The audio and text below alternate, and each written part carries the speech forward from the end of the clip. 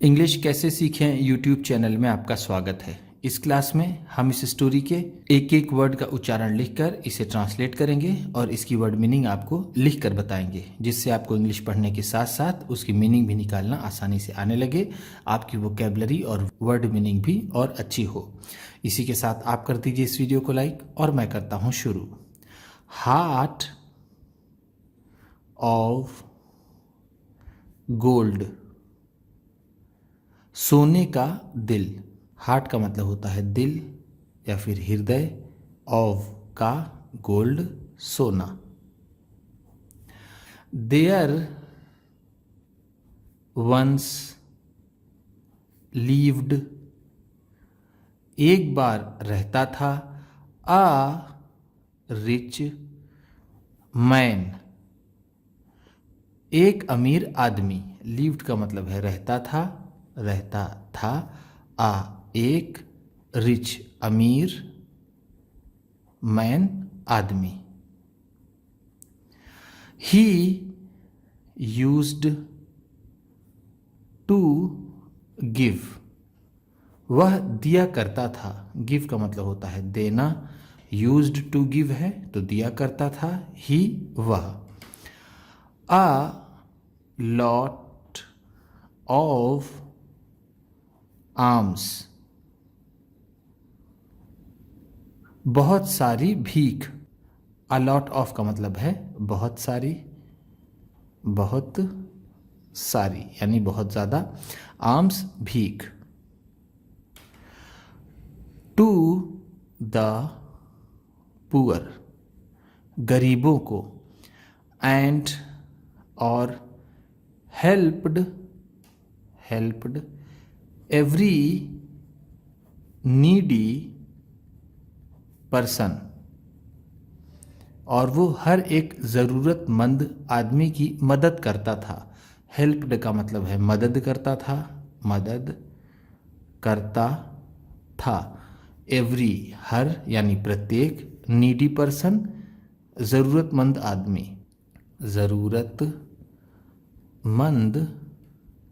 आदमी।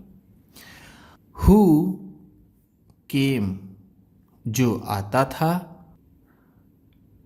To his door step, उसके दरवाजे पर। हु का मतलब है यहाँ पर जो, केम आता था, डोर स्टेप दरवाज़ा, या फिर जिसे हम चौखट कहते हैं। जो भी उसकी चौखट पर ज़रूरतमंद आता था वो उसकी मदद करता था। बिकॉज ऑफ हिज चैरिटी, उसकी दान के कारण। बिकॉज ऑफ का मतलब होता है के कारण।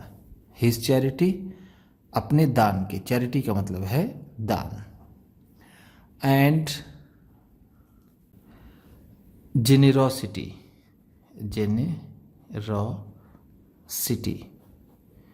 उदारता के। अपने दान और उदारता के कारण। जेनरोसिटी का मतलब है उदारता। ही वॉज कॉल्ड, उसे कहा जाने लगा था। हार्ट ऑफ गोल्ड, सोने का हृदय या फिर सोने का दिल। वॉज कॉल्ड कहा जाने लगा था, कहा जाने लगा था। द गॉड्स इन हेवन, स्वर्ग में भगवान। हेवन स्वर्ग, गॉड्स भगवान। वर हैप्पी, खुश रहते थे। With the kind acts of this rich man, इस आदमी के दयालु कार्य से। दिस रिच मैन, इस अमीर आदमी के। काइंड एक्ट्स दयालु कार्य, दयालु कार्य। वर हैप्पी, खुश थे या फिर खुश रहते थे। हैप्पी का मतलब होता है खुश। वन डे, एक दिन। Sakka, the king of the gods, भगवानों के राजा। साका जो भगवानों के राजा थे, किंग का मतलब है राजा, ऑफ द गॉड्स भगवानों के। रिमार्क्ड,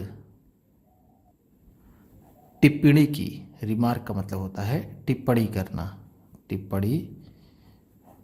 करना, रिमार्क्ड है तो टिप्पणी की।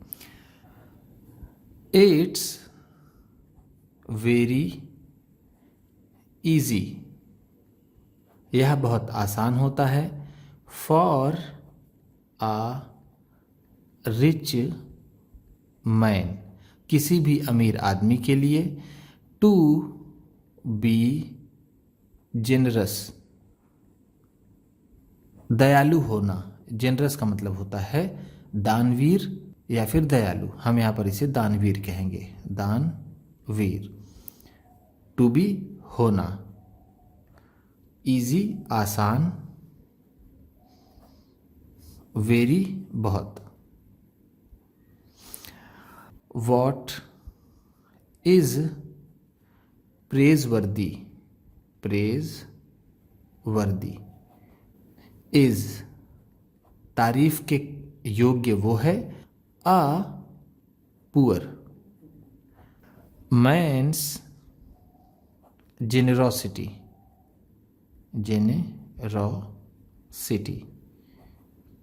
गरीब आदमी की दानवीरता प्रशंसा के योग्य है या फिर तारीफ के काबिल है। प्रेजवर्दी का मतलब होता है तारीफ के काबिल,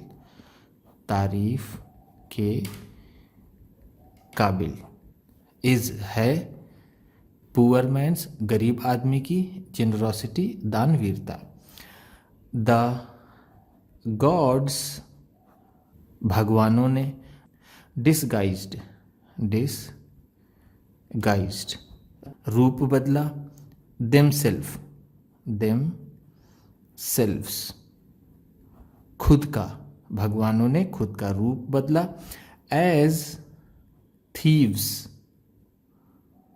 चोरों की तरह, यानी चोरों के रूप में भगवानों ने अपना रूप बदला। डिसगाइज का मतलब होता है रूप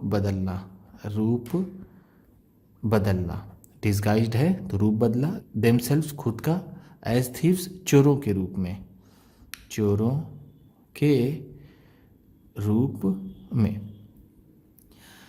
एंड और रॉब्ड द रिच मैन, अमीर आदमी को लूट लिया।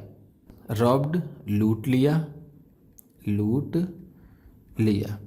The rich man of his entire, अमीर आदमी की पूरी, एंटायर का मतलब है पूरी। द रिच मैन अमीर आदमी की। वेल्थ संपत्ति, और उस अमीर आदमी की सारी संपत्ति लूट ली। ऑल दैट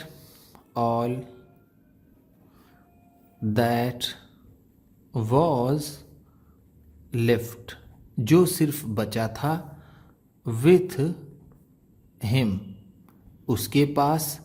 वॉज आ रोप एक रस्सी थी, जो उसके पास बचा था एक रस्सी ही थी। रोप का मतलब होता है रस्सी। वॉज लेफ्ट बची थी या फिर बचा था। विथ हिम उसके पास एक रस्सी बची थी। आ सिकल एक खुरपी थी। एंड और हिज नाइट शर्ट और उसका रात का कपड़ा था। वन डे एक दिन। गॉड साका भगवान साका। डिसगाइज्ड रूप बदला। हिमसेल्फ, खुद का, एज आ बेगर, एक भिखारी के रूप में। बेगर का मतलब होता है भिखारी। वेंट, गए, टू द रिच मैन, उस अमीर आदमी के पास, एंड बेग्ड, और गिड़गिड़ाए, फॉर फूड, खाने के लिए, और खाने के लिए गिड़गिड़ाए। बेग का मतलब होता है गिड़गिड़ाना या फिर भीख मांगना। भीख मांगना, उन्होंने भीख मांगी। फूड, खाना, खाने की।